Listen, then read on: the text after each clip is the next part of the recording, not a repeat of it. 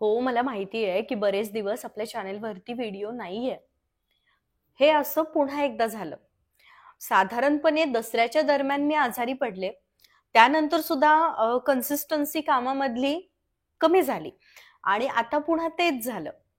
याचं कारण हे, की माझ्या रुटीनकडे होणारं दुर्लक्ष. काही ठराविक गोष्टी अशा असतात, की त्या गोष्टी आपण सातत्याने नाही केल्या, तर आपल्यामधलं प्रोत्साहन कमी होतं आणि त्यामुळे आपल्या कामामधलं सुद्धा सातत्य कमी होतं. त्यामुळे सातत्य हे खूप महत्वाचं आहे. जर का आपल्याला आपल्या आयुष्यामध्ये प्रोत्साहन हवं असेल, तर इतरांकडे अजिबात ते मागायचं नाही. इतरांकडून त्याची अपेक्षा करायची नाही. आपण स्वतःला प्रोत्साहित करायचं. कसं? तेच सांगणार आहे माझ्या या आत्ता नुकताच आलेल्या एका मोठ्या अनुभवावरून. नमस्कार मंडळी, मी सायली, तुमची जवळची मैत्रीण. तुम्हाला माहितीये, मी ना पूर्वीपासूनच मला घरकामाची फार प्रचंड आवड. घरामध्ये स्वच्छता करणे असेल किंवा दारामध्ये रांगोळी काढणे, देवपूजा करणे, मस्त फुलं वगैरे वाहून देवपूजा करणे, सकाळी नामस्मरण करणे, संध्याकाळच्या वेळेला नामस्मरण करणे, झाडांची काळजी घेणे, झाडांमध्ये रमणे, झाडांना पाणी देणे. तर ह्या ज्या सगळ्या गोष्टी आहेत ना, त्याचबरोबर वाचन करणे, मेडिटेशन करणे, योगासनं करणे, एक्सरसाइजमध्ये मी योगासनं, प्राणायाम आपल्या मेंटल हेल्थसाठी, शांततेसाठी आणि चालणे. या सगळ्या गोष्टींची मला रोजच्या आयुष्यामध्ये सवय होती आणि त्या गोष्टी केल्याशिवाय मला अजिबातच चालायचं नाही. रोजच्या रोज दारामध्ये रांगोळी, देवपूजा, सणवार अगदी उत्साहाने साजरे करायचे. पण तुम्हाला माहितीये, जसं माझं काम वाढत गेलं ना, त्यामुळे ह्या सगळ्या गोष्टी आपोआपच कमी होत गेल्या. म्हणजे आधी मी रोज पूजा करायचे, रोज नामस्मरण करायचे, रोज प्राणायाम करायचे, मेडिटेशन करायचे. पण अलीकडे आठवड्यातून एखाद दुसऱ्या वेळेलाच या सगळ्या गोष्टी व्हायला लागल्या. आपल्याभोवती ना ह्या सगळ्या गोष्टींमुळे एक वलय तयार होतं. अगदी लहान-लहान गोष्टी मी करायचे. फरशी पुसताना त्या पाण्यामध्ये मीठ टाकणे.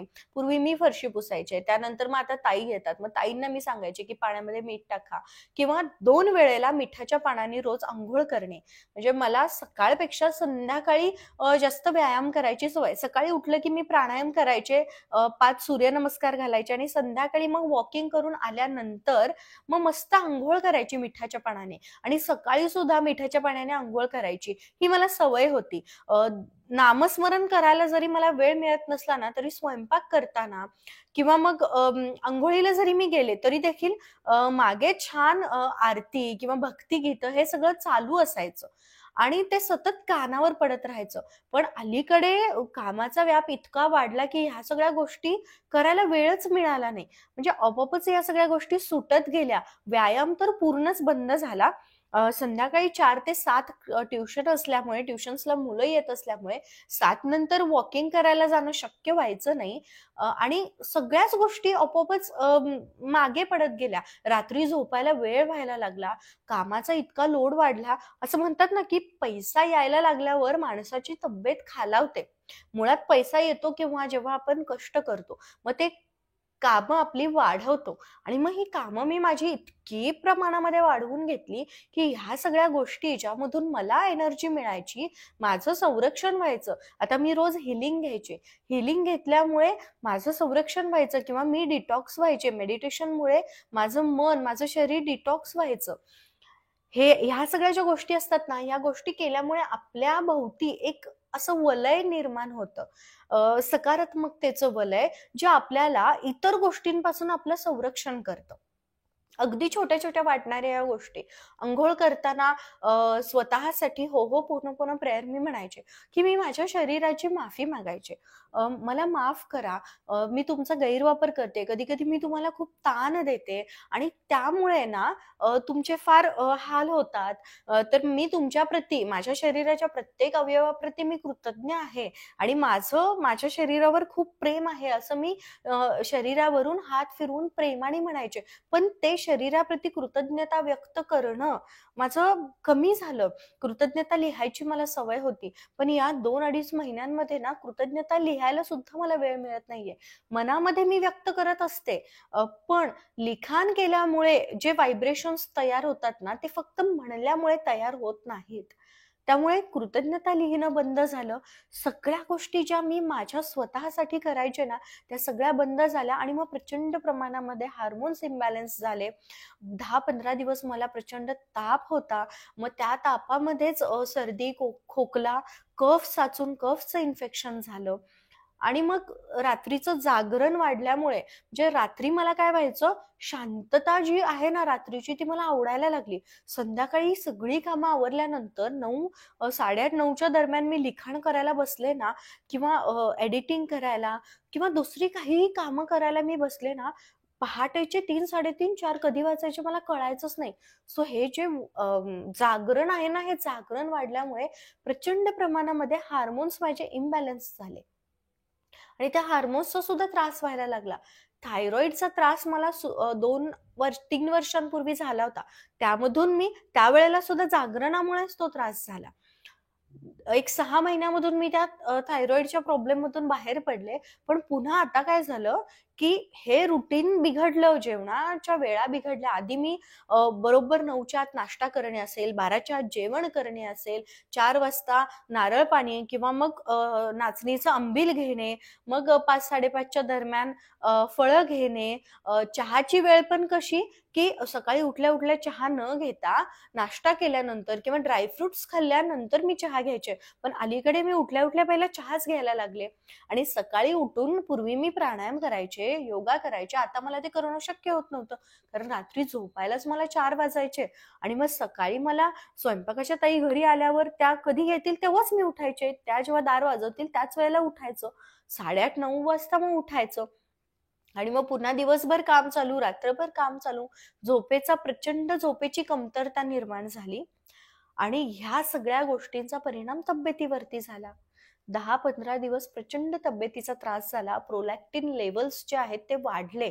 जशी थायरॉइड ग्रंथी असते तशी प्रोलॅक्टिन ग्रंथी असते. थायरॉइड आपलं घशाजवळ असतं, तसं प्रोलॅक्टिन आपलं मागे मेंदूजवळ डोक्यामध्ये असतं. मग जेव्हा प्रोलॅक्टिन आपलं प्रचंड प्रमाणामध्ये वाढतं, त्यावेळेला छोट्या छोट्या गाठी, त्या ग्रंथींच्या गाठी तयार होतात. त्या ग्रंथी वाढतात आणि मग तेच झालं. मग ह्या सगळ्याचा परिणाम म्हणजे आपल्या रुटीन मधल्या छोट्या छोट्या गोष्टींचा परिणाम आपल्यावरती कसा होतो याचा अगदी जवळून प्रत्यय मी घेतला.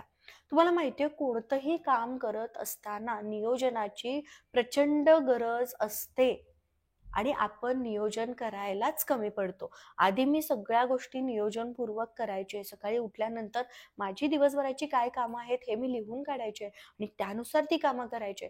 आता सगळीकडची सगळीच कामं चालू, आपली कार्यशाळा चालू, युट्यूबचे व्हिडिओज चालू, समुपदेशनाचे सेशन्स चालू, वाचन कट्टा चालू, ट्युशन्स चालू, ह्या सगळ्या गोष्टी आणि प्लस एडिटिंग आहे, स्क्रिप्ट रायटिंग आहे, वाचन आहे.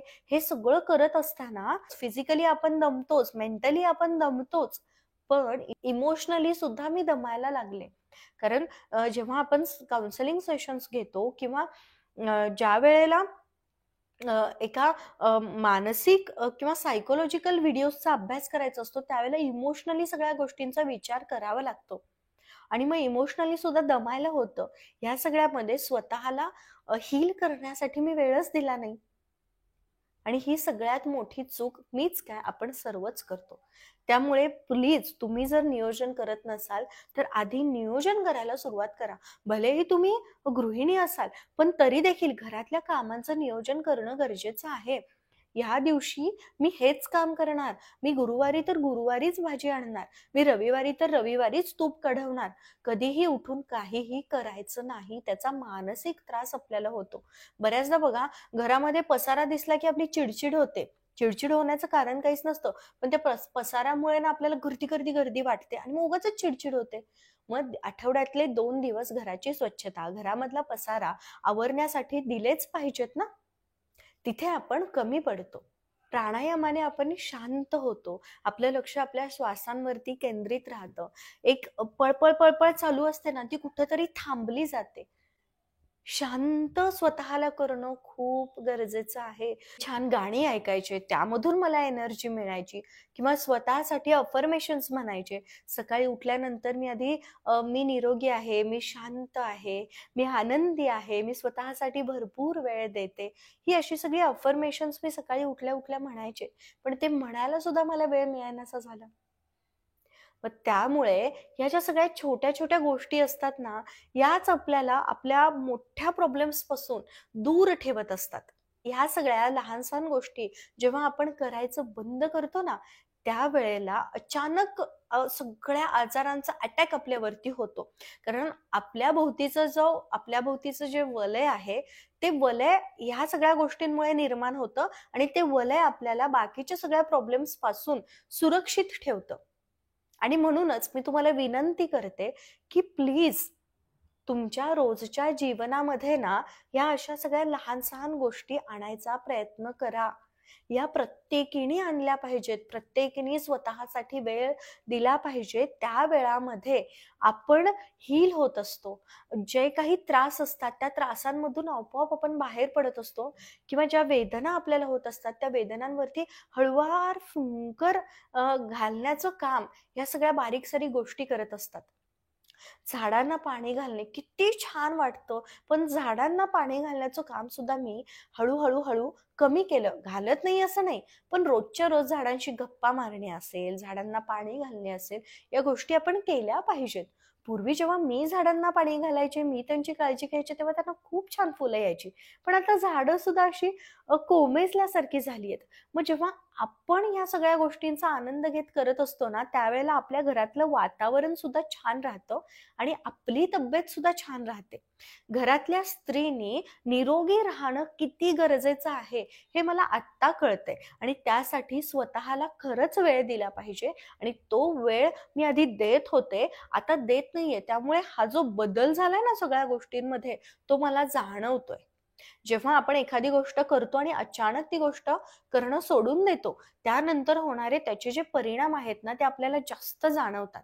मग आपल्याला आठवतं, की अरे आपण ते करायचो, या सगळ्या गोष्टी करायचो म्हणून आपल्याला त्रास होत नव्हते. पण आता ते त्रास व्हायला लागलेत. आता या सगळ्या गोष्टी करण्याची गरज आहे. जीवनपट नावाची ही कविता आहे. भावकळ्या नावाचं पुस्तक आहे वैभव चौगुले यांचं. हे माझे वडील आहेत आणि हा त्यांचा दुसरा काव्यसंग्रह आहे. जर तुम्हाला हा काव्यसंग्रह मागवायचा असेल तर खाली डिस्क्रिप्शन बॉक्समध्ये मी नंबर देते, त्या नंबरवरती संपर्क करा. ही कविता इतकी सुंदर आहे ना, बघा. लिहित गेले सार्थ स्वप्नांवर, लिहित गेले सार्थ स्वप्नांवर, केंद्रित झाले कोमल भावनांवर. पाहिली मी मनसोक्त स्वप्ने, पाहिली मी मनसोक्त स्वप्ने, फिदा झाले वास्तव प्रयत्नांवर. माझं असंच झालं, भरपूर स्वप्न बघितली आणि इतकी त्या स्वप्न पूर्ण करण्याच्या प्रयत्नांमध्ये मी वाहवत गेले की माझ्या आयुष्यातला जो ठराव आहे तो कुठेतरी नाहीसा होत गेला आणि ती जी शांतता आहे ती गमावली मी माझ्या आयुष्यातली. अर्थात माझ्या कामांमधून मला आनंद मिळतो, समाधान मिळतं, पण ती कामं करण्यासाठी एनर्जी लागते, ती एनर्जी कमी पडायला लागली. आणि म्हणूनच ही कविता आज मी तुम्हाला वाचून दाखवायचं ठरवलं. सहज मी पुस्तक चाळत होते आणि इतकी ही कविता मला रिलेट झाली. कधी केले मन मोठे, कधी केले मन मोठे, व्यक्त झाले मन निथळून, बंदिस्त केले इच्छांना मी, बंदिस्त केले इच्छांना मी, नजरेतून शब्द ओघळून, नजरेतून शब्द ओघळून. मृगजळाचा पाठलाग केला, मृगजळाचा पाठलाग केला, लपंडाव रडीचा नाही खेळला. मृगजळ म्हणजे आपण असे छान छान गोष्टींचा, आपल्या स्वप्नांचा पाठलाग करायचा. मग मृगजळाचा मी पाठलाग केला, लपंडाव रडीचा नाही खेळला. सारखी रडरड, मला असं होतंय, मला तसं होतंय, असं नाही करायचं. इतक्या त्रासामध्ये सुद्धा माझी बरीचशी कामं ही चालूच होती. अजिबात रडीचा लपंडाव नाही करायचा.